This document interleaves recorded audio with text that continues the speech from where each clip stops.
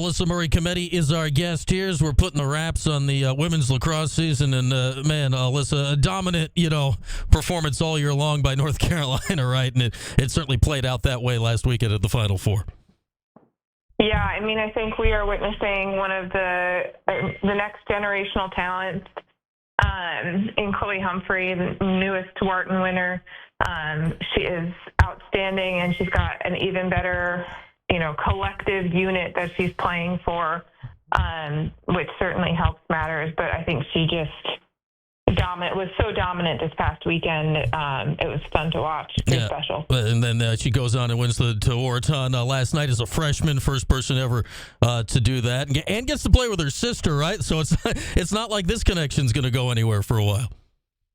Right. Well, she actually had her two sisters, I believe, are out of eligibility. It was the 1 year that they were all going to be able to play with each other.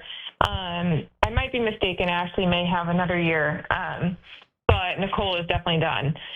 But regardless, I mean, can you imagine being their parents? Like, what a special time for the Humphreys. Yeah, I mean, you go back, you look at certainly like when the Powells were playing for the Syracuse men, like the two of them intersected, but you never had all three on the team at the same time. And what a moment for that family on Sunday when they won the title. And I want to get more into that weekend here in a little bit, Alyssa, but the weekend kicked off kind of in a strange way, right? With Syracuse making a coaching change and Kayla Trainer heading out to Penn State. So the question around here is what's next? What on your mind is next for Syracuse as they look forward?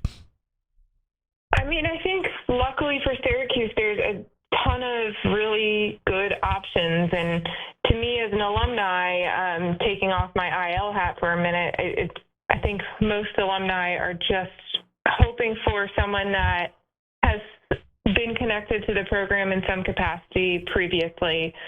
We've had a storied history and a lot of really eligible candidates that have really good resumes to pick from. So hopefully we'll know a little bit more soon. I have to imagine that there'll be some progress pretty shortly. I think there are a ton of really good options. Just, the first three anyway that pop to my mind that have specific Syracuse women's lacrosse connections are, your old teammate Michelle Tumalo, Katie Rowan at Albany, then Reggie Thorpe, who was just in the Final Four this weekend as an assistant with Florida. Like, when you look at those three, is that primarily where your mind's at right now? Right, exactly. Those would be the three. I mean, Jill DePetris is another one, great alumni who's I think is an outstanding coach.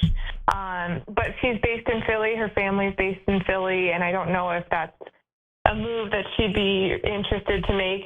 She and Jackie, who also played at Syracuse, live next door to each other. So I think that's pretty special and is probably pretty hard to walk away from if I'm putting myself in her shoes. But yes, those three candidates are probably what I imagine to be the headliners or leading the pack. If I were the selection committee, but I am not. Yeah, I've just been really impressed at what Michelle Tumalo's done at Army here the last few years. That's not an easy job, right? To get up and running. How good of a job has Michelle done there? Oh, I mean, Michelle's one of my very good friends. I think she is. Her personality, anyone who knows her as a person would not be surprised at her success.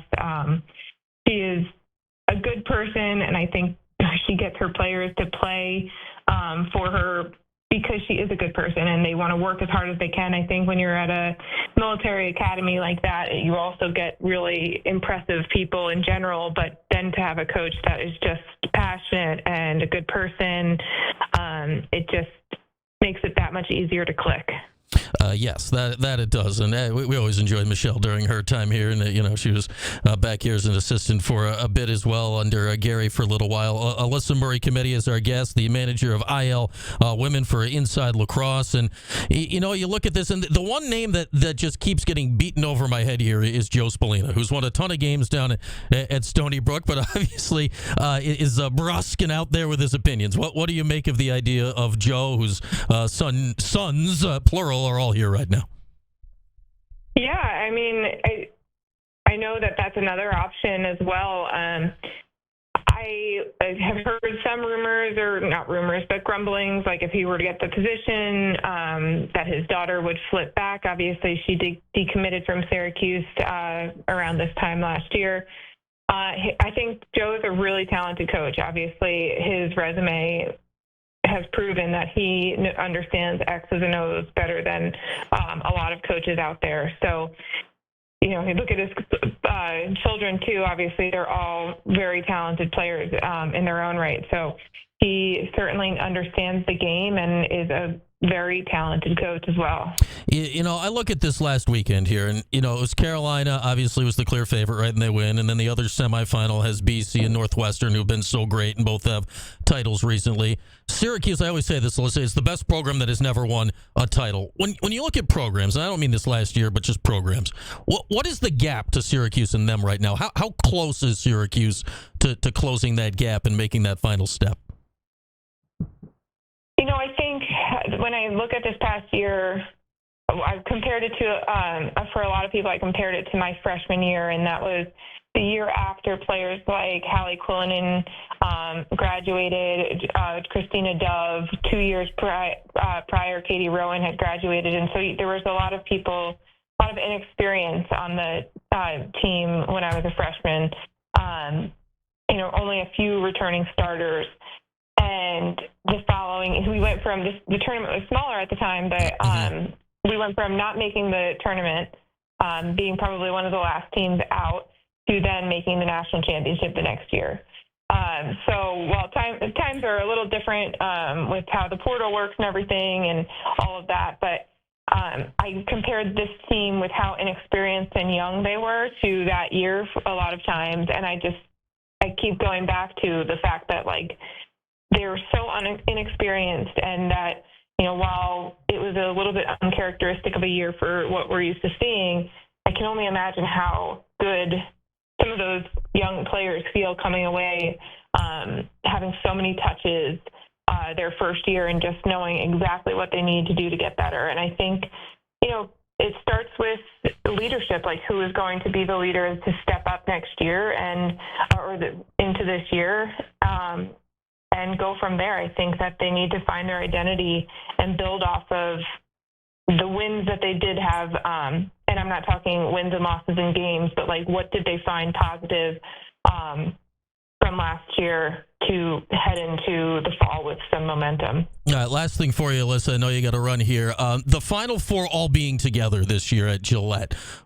Women's lacrosse, you know, attendance records going along with it. A good thing? Is it good to do it sometimes? What's your view on when everybody came together here this year? Oh, I mean, I've been pretty outspoken about having the Final Four in Cary.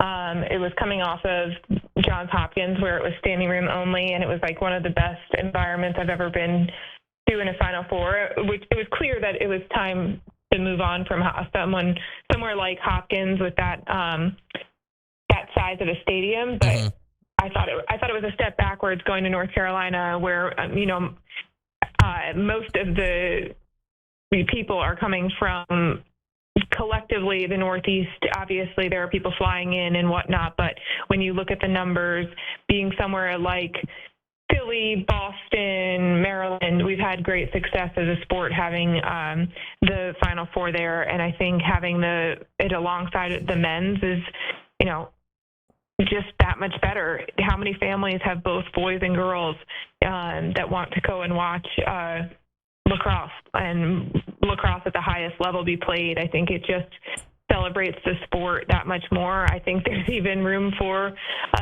you know, the quarterfinal weekends being more like that as well. But that obviously is a TV issue and a conversation for another day. But I think the more that we can do that, the better. And I know that the D2 and D3 women are also fighting for that inclusion as well. And hopefully in the near future, we can get something together that all divisions and both genders are included, because I think it just is a great celebration of the sport, and you're never going to get games better and more exciting than some of these Final Four games that we've been able to see. Yeah, it was a great weekend of lacrosse for sure. All right, Alyssa, appreciate the time as always. Thanks so much for hopping on. We'll catch up again soon, all right? Sounds good. Thank you so much.